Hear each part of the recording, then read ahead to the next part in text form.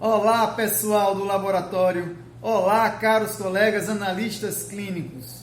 Valber, hoje nós vamos fazer um vídeo para responder a pergunta de um nosso colega que perguntou como é que nós fazemos para diferenciar um linfócito de um blasto. E aí, assim, antes de responder diretamente essa pergunta, você acha que seria interessante falar um pouco sobre o linfócito e também sobre o blasto para podermos diferenciarmos melhor isso? Humberto, essa pergunta é bem pertinente, né? Porque assim, em se tratando de células linfóides, a coisa é mais ampla do que a gente imagina. Claro, né, que a gente tem que ter uma ideia primeiro dos linfócitos normais para poder até tentar responder essas perguntas aí. Exatamente. Então, falando, já que você falou aí sobre os linfócitos normais, que também a gente ficou na dúvida se ele se referia a linfócitos normais ou dos reativos, né? Comparando com o blasto. Então, em relação aos linfócitos normais, quais os subtipos dessas células?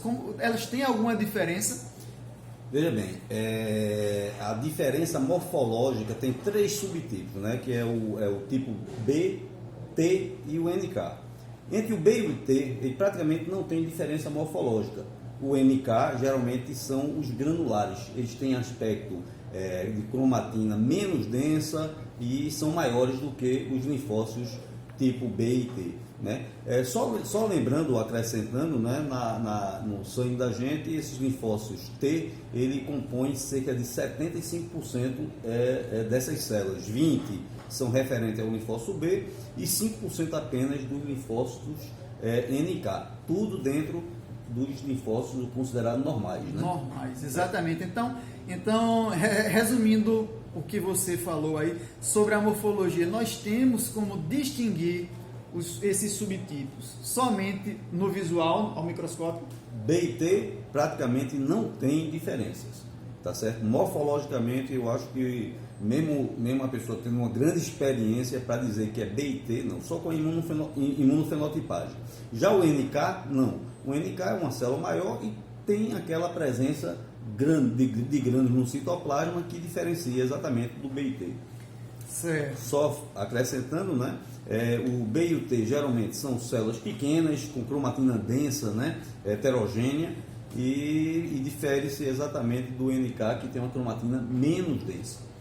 Então, já que você falou as características dos linfócitos normais, né? No sangue periférico, e os reativos, quais são as características? Como nós podemos definir as características dos linfócitos reativos? Bem, os reativos, né, geralmente isso é em decorrência de um agente, né, geralmente viral, e altera essas células, né, como uma resposta, né, a essa ação, né, vamos assim dizer. Então, esses linfócitos, nas classificações de reatividade, antigamente a gente utilizava o termo muito de atipia linfocitária. Hoje a gente utiliza mais o termo de linfócitos reativos. Né?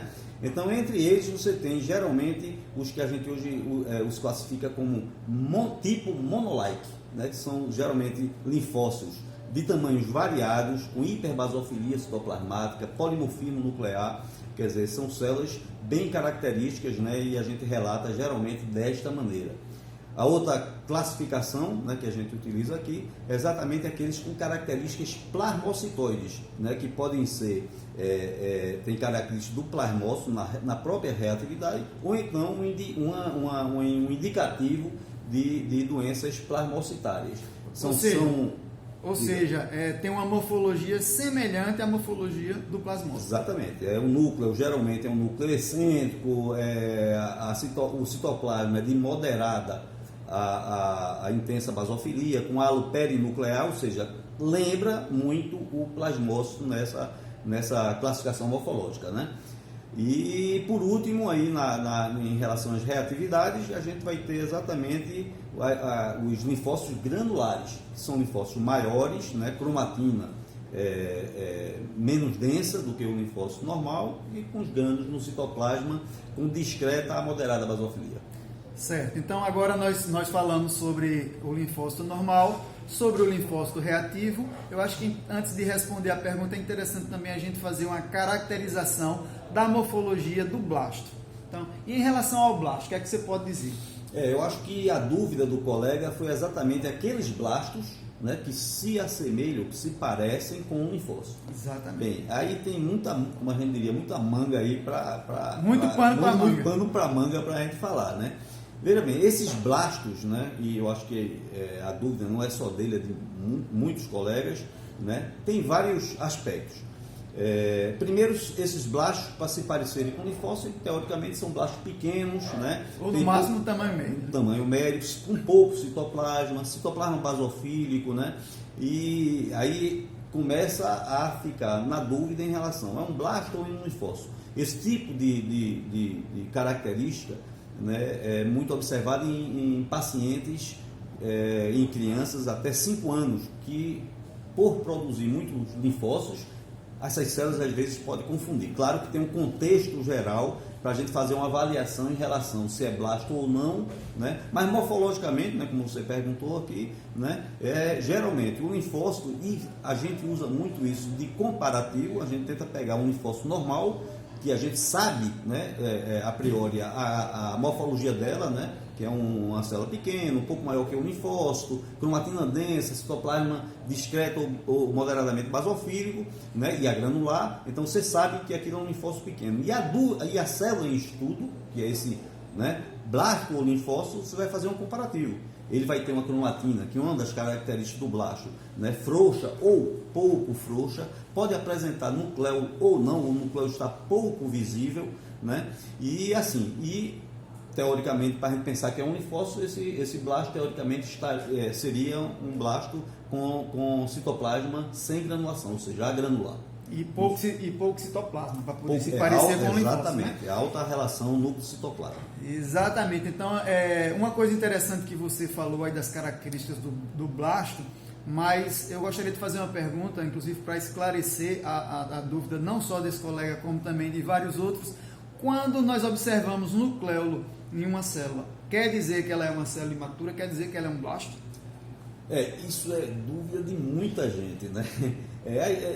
Só falando, Humberto, da situação anterior, né, em relação a essa comparação, lembrar que a dificuldade aumenta quando a coloração escolhida, né, é uma panótica, porque aí geralmente essa coloração faz com que esse blasto, ou essa célula em estudo, a cromatina fique mais escura e a pessoa confunda ainda mais com o linfócito. Nós usamos geralmente aqui a coloração Medium-Val-Giemsa, que facilita a avaliação dessa morfologia, dessa cromatina. A cromatina a gente consegue visualizar melhor, né? Diferenciar do normal para o alterado, né? Tanto né, já respondendo a sua pergunta, que a gente às vezes consegue ver alguns esboços de um núcleozinho, até em linfócitos normais. São células que têm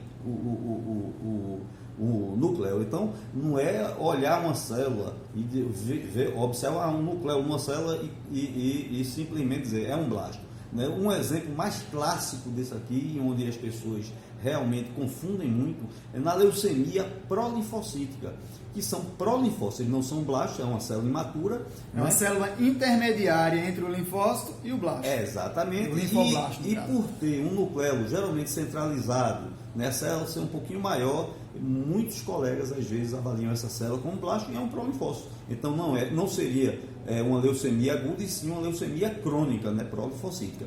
Então ter muito cuidado. Claro que a coisa é mais complexa do que a gente está falando aqui rapidamente, mas não pensar núcleo, porque o próprio núcleo pode ser observado num linfócito reativo. Em células maduras. Né? Exatamente. Então, assim, respondendo diretamente agora, a gente pode, já que você falou das características, a gente pode dar uma resposta mais direta em relação à pergunta do nosso colega. Como podemos diferenciar um linfócito do blasto? Observando, fazendo esse comparativo entre tamanho do linfócito, aquela célula que você viu na mesma amostra e você vê que é um linfócito maduro, você vai comparar com a que você ficou na dúvida. E aí, tamanho, observar se existe uma alteração na relação núcleo-citoplasmática, não é isso? Exatamente. A cromatina, que eu acredito que é o principal, que a gente vai observar se é imaturo ou não, é pela cromatina, se tem cromatina frouxa ou não. E a presença do nucleolo vai ajudar também a diferenciar isso aí, não é isso? Lembrando que na leucemia mais comum em criança, que é a LLA-L1, o núcleo não é muito visível, ele é pouco visível, pode estar presente ou não. Por isso é uma grande confusão e não é fácil a visualização, principalmente quando essas leucemias estão exatamente no começo. Às vezes você tem um leucócito normal apenas com uma alteração na hemoglobina e na plaqueta. Então, aí você pode ver 2, 3, 4 blastos assim e confundir com um linfócito normal, e o exame não sairia exatamente com esse direcionamento em relação à leucemia aguda. Não é fácil, mas a capacitação diária, né, como a gente faz em cursos e nos grupos sociais, nas redes sociais, eu acho que tem ajudado a muitos colegas. Então, você tocou num ponto interessante. Então, o que é que você poderia dizer em relação assim, a você olhar, tentar definir a célula isoladamente?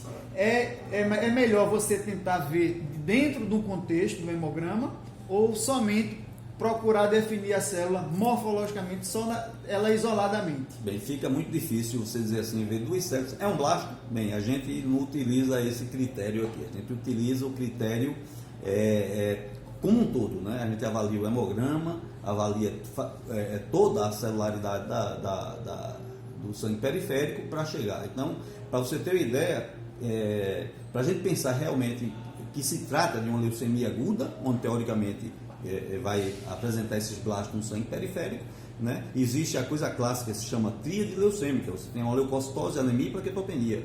Porém, essas leucemias elas podem aparecer com leucócito normal, anemia e plaquetopenia, que a gente chama bicitopenia, né? E a pancitopenia, que são os 3 parâmetros baixos: leucopenia, anemia e plaquetopenia. Então, são situações aonde, se caso apareçam essas células, né, com característica de blasto, que a gente possa desconfiar, fazer isso que você acabou de falar, fazer um comparativo, tentar escolher um linfócito normal e observar essa célula. Então, o blasto, né, mesmo esse que a gente que se parece muito, que é da leucemia linfóide aguda, LA-L1, né, que acontece? Ele é um pouquinho maior, né, do que um linfócito normal. Praticamente você não observa citoplasma, pode ver o núcleo, pode se observar o núcleo ou não. Cromatina geralmente é homogênea e pouco frouxa, para eu dizer, olha, essa célula realmente tem características de blasto. E se tiver várias delas, não teria dúvida, né, em relação a morfologicamente. Então, pessoal, como vocês viram aí, o que é interessante é realmente a gente fazer uma avaliação da célula dentro de um contexto, ou seja, se você tem um quadro hematológico onde existe a possibilidade de ter blasto, aí sim você tem que realmente tentar definir essa célula. E se você observou uma célula apenas no sangue periférico de uma amostra completamente normal, então é melhor você tentar deixar de lado essa célula, porque provavelmente não tem nada. Pode ser até uma questão